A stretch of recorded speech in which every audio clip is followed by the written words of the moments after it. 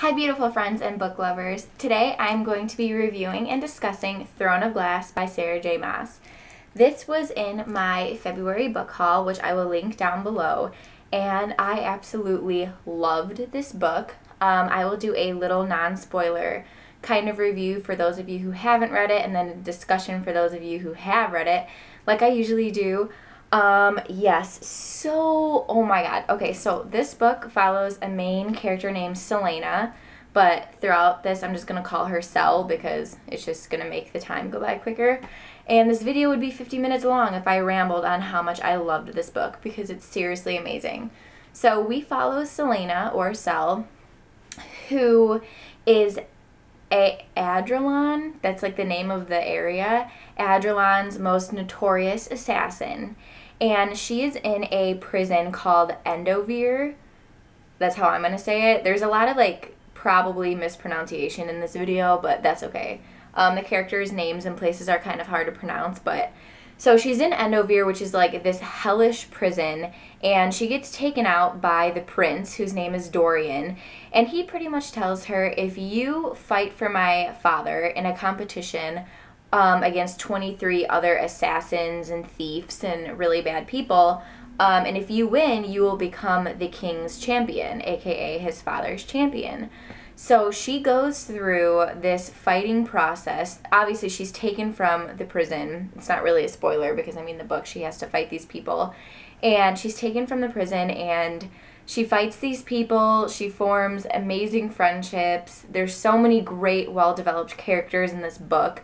There's so much action and adventure. The writing style is beautiful. I don't know if you guys are familiar with Sarah J. Maas, but she started this, I think, when she was 16. And in the back, it says that it took her over a decade to, get this published and, get it out there, which you can tell that she spent a lot of time on it, and it is absolutely amazing. I am definitely going to finish this series this year. So, yeah. So now onto the part for the discussion for those of you who have read it.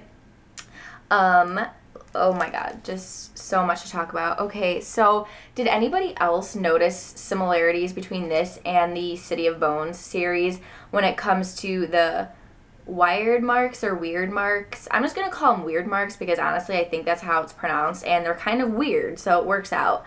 But the weird marks equals ruins, and there's demons and dark entities in both of the books, and fathers who think that they're all that and a bag of chips and think that they can rule everything.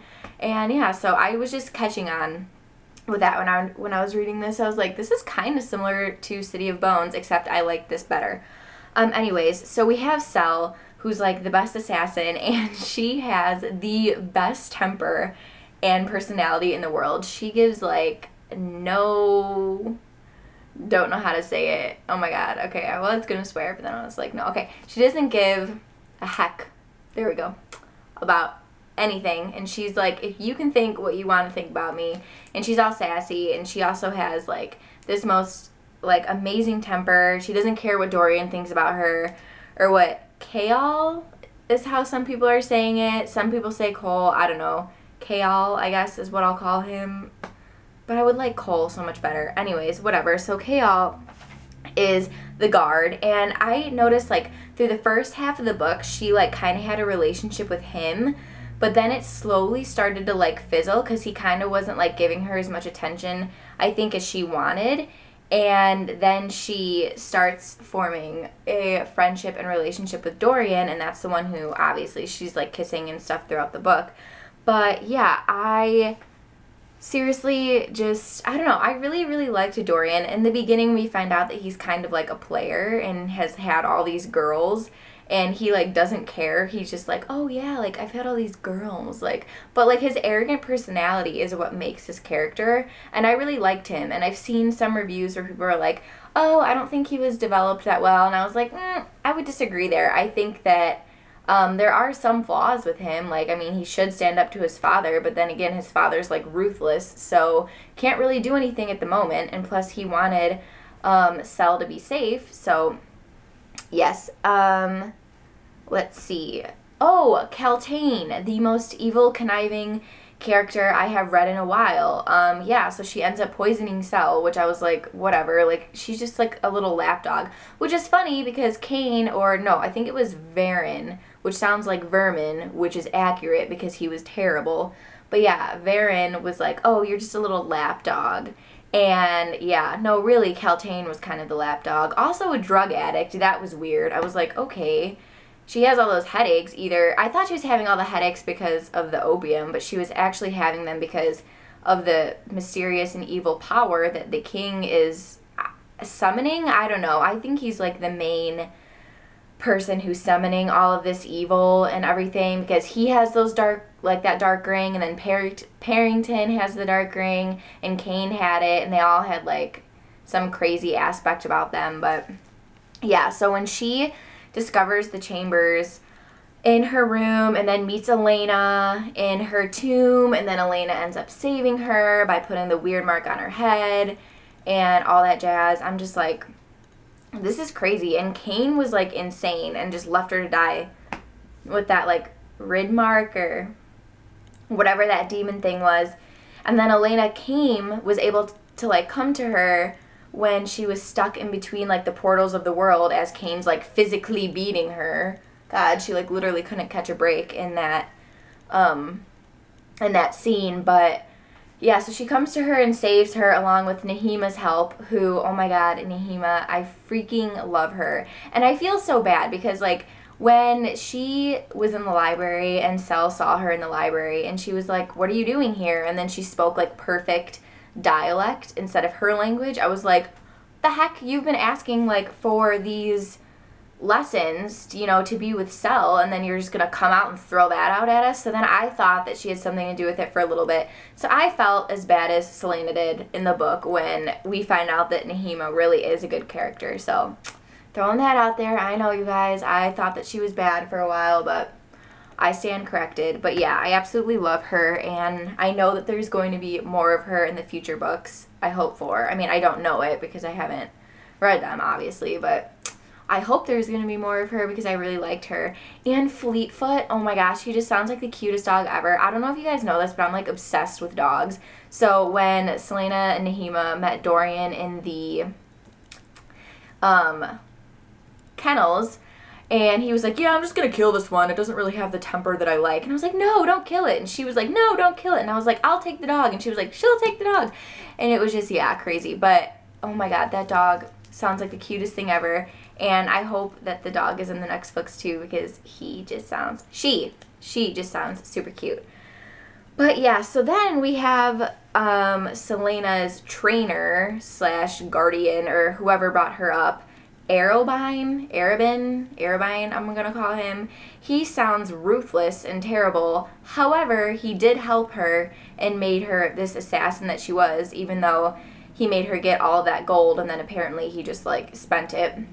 But yeah, I know that we're gonna meet him in the next books, like hands down, because she did mention like, oh, I wonder if he's gonna come for me now that he knows that I'm not an Endovir anymore. So I think we're gonna meet him, and I'm really, really excited for that because yeah. And also Sam in this book, she kept mentioning him. I hope we know more about him. Obviously he's dead because she kept saying like, I would do anything to have him back, and yeah, that was kind of sad. So the dead bodies without flesh on the face, no organs, just torn from the cavity. I was like, holy crap, that is really vivid detail, but it was also really cool and kind of scary. I'm gonna set this down. Yeah, so I'm like reading my notes, but a lot of it I've already like talked about.